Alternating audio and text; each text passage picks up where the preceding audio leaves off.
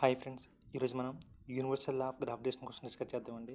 ఫస్ట్గా ఈ యూనివర్స్లో ప్రతి వస్తువు వేరొక వస్తువును ఆకర్షిస్తుంది కదండి. ఫస్ట్ వస్తువును M1 గాను, అలాగే సెకండ్ వస్తువును M2 అనుకోండి. ఎప్పుడైతే ఫస్ట్ వస్తువు సెకండ్ వస్తువును ఆకర్షించిందో ఇట్లా ఒక ద్రవ్యరాశికి అనులోమపాతంలో ఉంటుందన్నమాట అండి. అలాగే ఫస్ట్ వస్తువు సెకండ్ వస్తువు మధ్య డిస్టెన్స్కి విలోమానుపాతంలో ఉంటుందన్నమాట అండి. దీన్ని ఏమంటారంటే యూనివర్సల్ లా ఆఫ్ గ్రావిటేషన్ అంటారన్నమాట.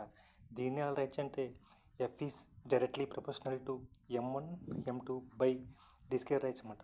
దీన్నే F equal to G M1 M2 by D square అన్నమాట అండి.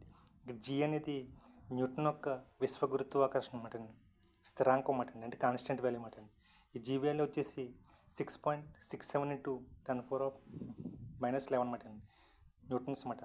దీన్నే యూనివర్సల్ ఆఫ్ గ్రావిటేషన్ అన్నమాట అండి.